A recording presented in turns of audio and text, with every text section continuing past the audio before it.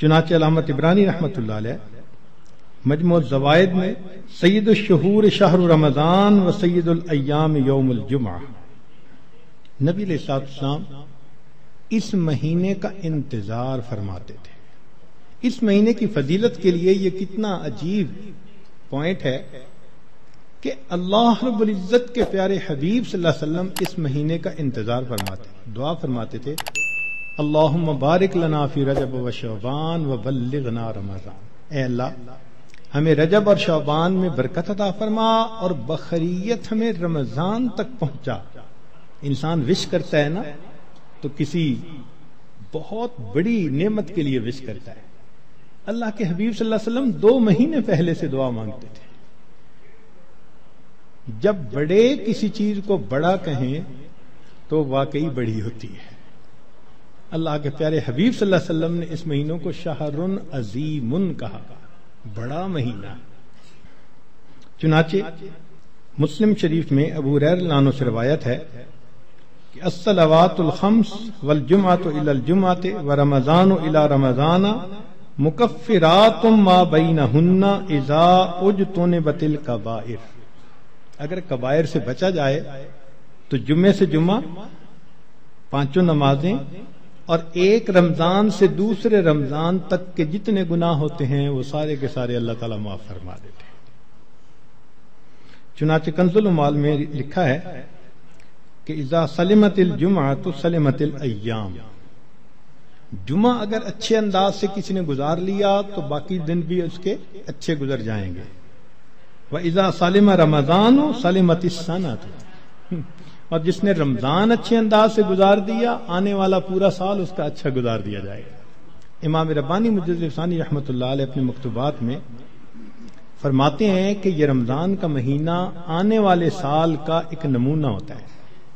جس انداز سے بندہ گزارتا ہے اللہ تعالیٰ بقیہ سال انہی اعمال کی توفیق عطا فرما دیتا ہے۔ مثال کے طور پہ ایک نوجوان اگر چاہتا ہے کہ میں اپنی آنکھوں کا پرہیز کروں، غیر محرم سے اپنی آنکھوں کو بچاؤں، تو وہ رمضان میں اس کی مشق کر لے۔ اگر پورا رمضان غیر محرم سے نظر بچا لی، بقیہ پورا سال اللہ اس کو توفیق عطا فرما دے گی۔ آپ پورا رمضان تہجد کی پابندی کر لیجئے، تلاوت کی، اعمال کی پابندی کر لیجئے، اور پھر دیکھیے بقیہ پورا سال وہ کام کس طرح آسان ہو جاتے ہیں، اللہ تعالیٰ توفیق دے دیتے ہیں اس بندے کو۔ اس لیے ہمارے اکابر رمضان کو بہت اہتمام کے ساتھ گزارتے تھے۔ بلکہ بخاری شریف کی روایت ہے کہ ایک صحابیہ حج پہ جانا چاہتی تھی، خاوند نے نہ کر دی۔ پوچھا بھی کیوں؟ اس نے کہا سواری نہیں ہے۔ اس نے کہا فلاں اونٹ تو ہے۔ اس نے کہا وہ میں نے صدقے کی نیت کر لی، اب وہ میرا نہیں، وہ اللہ کا ہے، اب میں تمہیں نہیں لے کے جا سکتا۔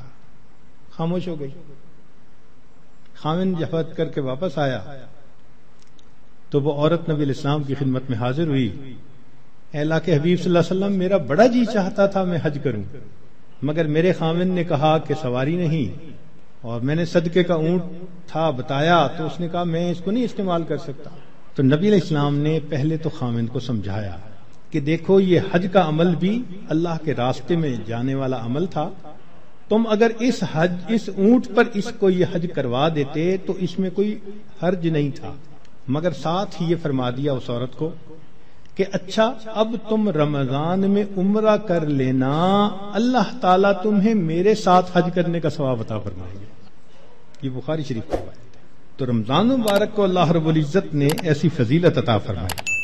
چنانچہ کنز العمال میں ہے کہ اذا کان اول لیلۃ من شہر رمضان صفدت الشیاطین ومردت الجن، کہ جب رمضان کی پہلی رات آتی ہے تو شیاطین، سرکش جن، ان کو قید کر دیا جاتا ہے، باندھ دیا جاتا ہے۔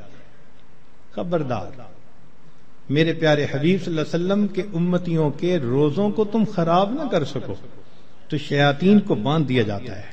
وغلقت ابواب النار فلم یفتح منها باب،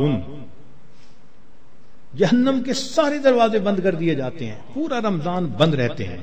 وفتحت ابواب الجنت فلم یغلق منها باب، اور جنت کے سارے دروازے کھول دیے جاتے ہیں اور ان دروازوں کو پورا مہینہ بند نہیں کیا جاتا. سبحان اللہ. اللہ رب العزت اس مہینے میں جنت کی سیل لگاتے ہیں.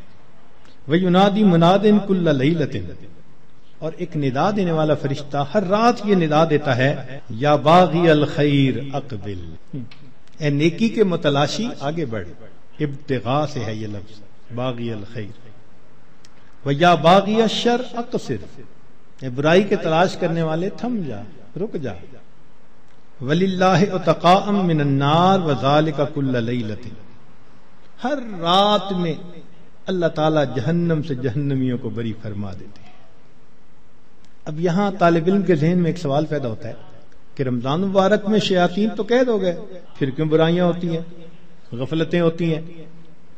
تو علماء نے اس کے کئی جواب دیے. ایک جواب تو انہوں نے دیا بھئی بڑے شیاطین تو قید ہو گئے، اب چھوٹے شتونگڑے بھی تو ہیں، اور ہم اتنے غافل کہ شتونگڑے ہی کام دکھا جاتے ہیں. دوسرا علماء نے یہ کہا کہ شیطان کی وجہ سے نفس کے اندر اتنی خباثت آ جاتی ہے کہ شیطان اگر باندھ بھی دیا جاتا ہے تو نفس اس کا کارندہ بنا رہتا ہے، وہ انسان کو گناہوں پر اکسائے رکھتا ہے. یا برے دوست ہوتے ہیں، یار بد، ان کی وجہ سے انسان رمضان میں بھی نیکی پر نہیں آتا. مگر اس کی خوبصورت مثال یہی ہے کہ جیسے لوہے کو بھٹی میں گرم کریں نا تو سرخ ہو جاتا ہے، پھر اس کے بعد اس کو بھٹی سے نکال لیں تو وہ 1 منٹ میں ٹھنڈا نہیں ہوتا، وہ گھنٹہ 2 گھنٹے گرم رہتا ہے. تو شیطان نے انسان کو گناہوں کی بھٹی میں اتنا گرما دیا ہوتا ہے کہ ان لوگوں کے لیے رمضان کا مہینہ آ بھی جاتا ہے تو وہ گرمی اسی طرح موجود رہتی ہے. نبی علیہ السلام نے ارشاد فرمایا، من وافق موتہ عند القضاء رمضان دخل الجنہ، جس بندے کو رمضان المبارک کے اندر موت آ گئی اللہ تعالیٰ اس کو جنت کے اندر داخل فرما دیتے ہیں.